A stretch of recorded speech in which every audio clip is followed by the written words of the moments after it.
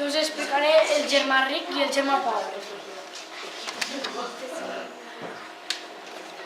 Hi havia una vegada un germà ric i un germà pobre que vivien en un poble que es deia La Riga. Aquell dia tenien d'anar a veure les seves collites d'any i a vendre-les al mercat de la plaça. El germà ric tenia dos mules carregades de sacs d'hortalisses, fruita i de blat, mentre l'altre només portava una mula amb 2 sacs de lli. Van anar els dos xilutxant cap al mercat de la Riga i en un moment el germà ric va vendre totes les seves collites d'any. I el germà pobre en un moment va tardar quasi una hora i tant corrents va anar i tornar a veure qui li venia a més ben però amb bon preu el seu lli va perdre la mula i el lli. Quan van arribar a casa el germà pobre li va explicar tot el que havia passat i li va demanar ajut.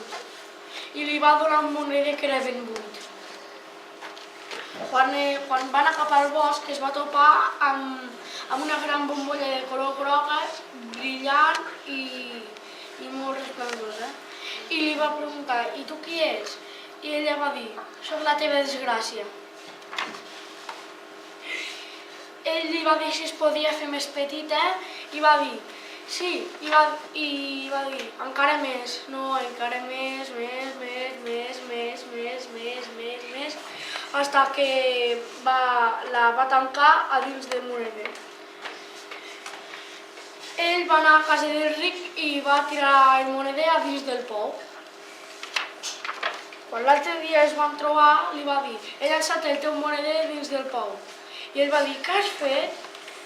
El germà ric va trucar a 2 obrers que li traguessin el moneder dins del pou i un d'ells va trobar el seu moneder i va dir, això no sembla que és teu. I va dir, sí.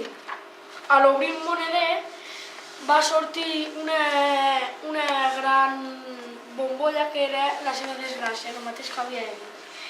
I va dir, el teu germà m'ha tirat dins del pou i gràcies a tu m'ha salvat. Estaré sempre al teu costat. Des d'aquell moment, la desgràcia, la bombolla, va estar damunt del germà ric i no el va deixar en pau en tota la seva vida.